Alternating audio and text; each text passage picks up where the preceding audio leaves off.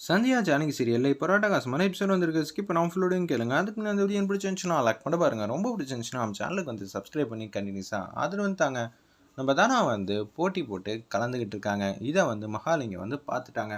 ஒட்டுமொத்த குடும்பமும் என் பொண்ணுக்கு அகேன்ஸ்டா கல்யாணம் நடக்கக்கூடாதுன்னு சொல்லி நின்றுட்டு இருக்கீங்க. நான் வந்து ரகுராம் காலில் விழுந்தேன்.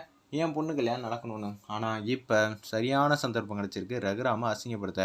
இதை எப்படி விளாட்றன்னு மட்டும் பொறுத்து இருந்து பாரு அப்படின்னு சொல்லிட்டு வெளில வந்துடுறாங்க. அந்த இடத்துல நம்ம ஜானகி டீம்லேருந்து யாருமே வந்து மகாலிங்கம் வந்ததை போனதை பார்க்கவே இல்லை. அந்த இடத்துல சாருக்கு வந்து ஃபோன் அடிக்கிறாங்க. அவங்க அப்பா, சொல்லுப்பா என்ன விஷயம்? அவங்க எல்லாம் ஒட்டுமொத்த குடும்பமும் ஒன்றா தான் இருக்காங்க.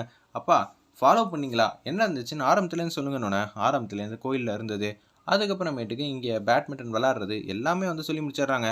தனம் வந்து பேட்மிண்டன் பிளேயர்னு எனக்கு முன்னாடியே தெரியும். ஆனால் கையும் களவுமா வந்து பிடிக்கணும் தான் நான் யோசிச்சுட்டு இருக்கேன்.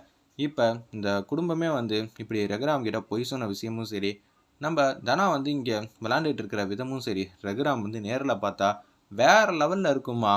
மானஸ்தன் என்ன வேணாலும் செய்வான் இதெல்லாம் பார்த்தா அப்படின்னு சொல்லிட்டு இருக்காங்க நம்ம மகாலிங்கம். ஆமாம்ப்பா, ஆனால் செல்லம் இதை நீ வந்து டைரெக்டாக வந்து சொல்லக்கூடாதுமா, இன்டைரக்டாக வந்து சொல்லணும் சரியா?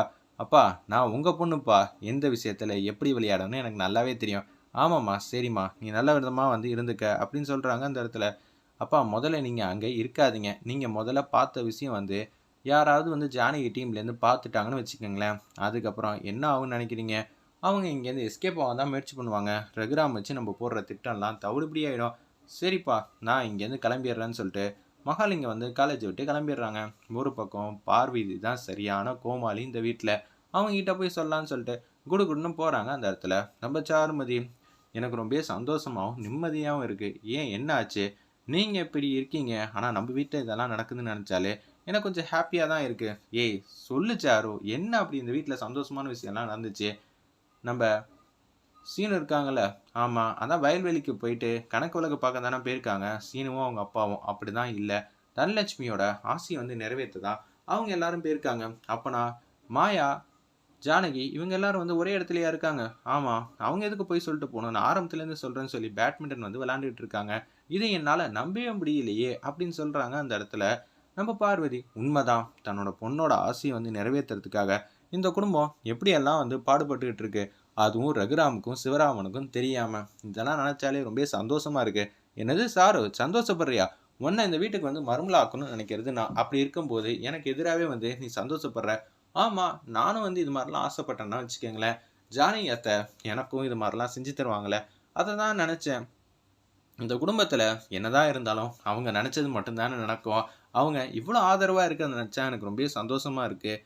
நம்மலாம் கொடுத்து வச்சவங்கன்னு சொல்லி அந்த இடத்துல வந்து உசுப்பேத்துற மாதிரி பேசுகிறாங்க நம்ம சாரு. அந்த இடத்துல இதை கேட்டோன்னு வந்து சிவராமன் வந்து அங்கே தவிச்சிக்கிட்டு இருந்த தவிப்பில் பஞ்சாயத்தில் நிற்கிறப்பெல்லாம் இந்த குடும்பம் சப்போர்ட் பண்ணவே இல்லை. சாப்பாடை மட்டும் எடுத்துகிட்டு போய் கொடுத்தா மட்டும் போதுமா, சிவராமனை காப்பாற்றணும்னு முடிவெடுக்கவே இல்லை. அப்படி இருக்க சூழ்நிலை எப்படி இது எல்லாம் பாசிபிள் அப்படின்னு சொல்லி உச்சகட்ட கோவத்தில் வந்து இருக்காங்க அந்த இடத்துல நம்ம பார்வதி. இதை சும்மா விடக்கூடாதுன்னு சொல்லி சிவராமன்கிட்ட நடந்ததெல்லாம் சொல்லலான்னு சொல்லிட்டு குடுகுடுன்னு போகிறாங்க.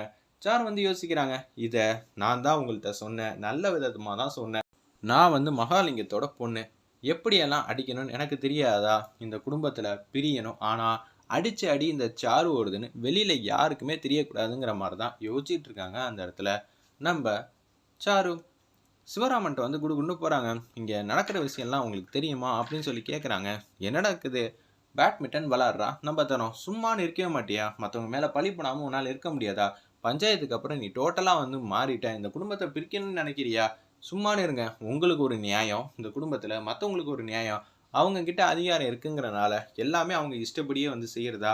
இது ரொம்ப தப்புங்க, அவ்வளோதான் சொல்ல முடியும். போன வாட்டி என்னென்னலாம் சொல்லியிருப்பாங்க, இதெல்லாம் கொஞ்சம் கூட சரியில்லைங்க அப்படின்னு சொல்லிட்டு இருக்காங்க.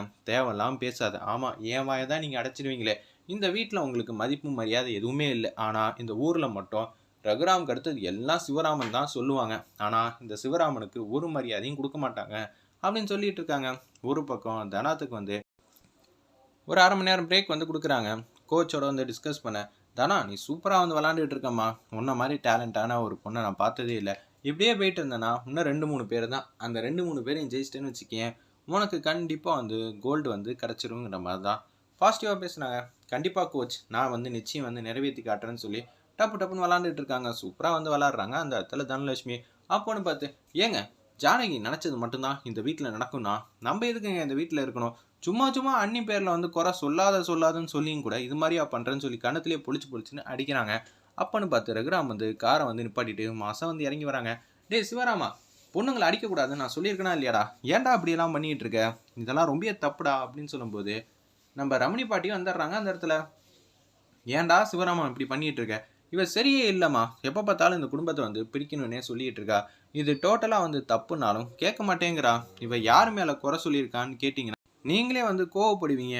ஜானகி மேலே வந்து இவங்க பழி போட்டிருக்காங்க. என்னது ஜானகி மேலேயா? அப்படி என்ன நடந்துச்சு அப்படின்னு சொல்லும்போது நடந்த விஷயத்தெல்லாம் சொல்கிறாங்க. தனா வந்து பேட்மிண்டன் விளையாடுறதுக்கு போயிருக்காங்க. இதில் சீனோட அப்பா, மாயா, ஜானகி எல்லாரும் வந்து தனாத்துக்கு சப்போர்ட் பண்ண தான் தனித்தனியாக வந்து போயிருக்காங்க. பக்கத்து ஊரில் ஒரு காலேஜ் இருக்குது. அந்த காலேஜில் தான் பேட்மிண்டன் நடக்குது.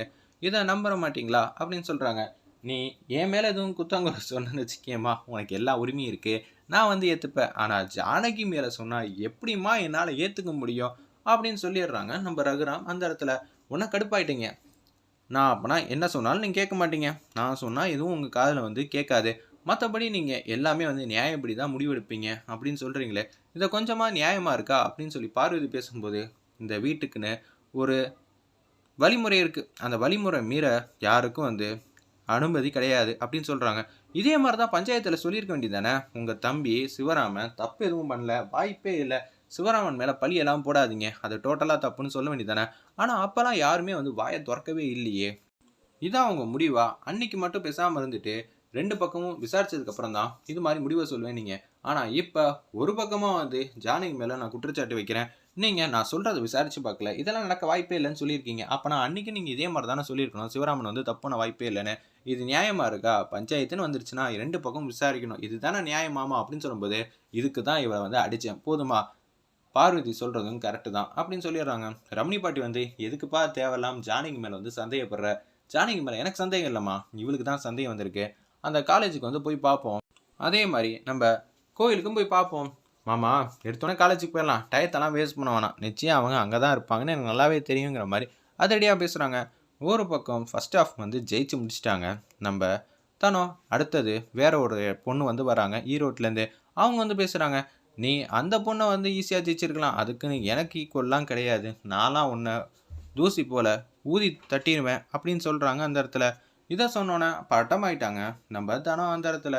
என்னடா அது இப்படியெல்லாம் வந்து பேசுகிறாங்க, நிச்சயம் வந்து நம்மளால் ஜெயிக்க முடியாதா கோச் அப்படின்னு சொல்லும்போது, மேட்ச் விளாட்ற முன்னாடி இது மாதிரிலாம் சுரண்டி விடுவாங்க, அவங்க என்னமோ பெரிய பிளேயருங்கிற மாதிரி. ஆனால் விளாடும் போது தான் தெரியும் நீயே காமெடி பீஸுன்னு புரிஞ்சுக்க போகிறேன்னு.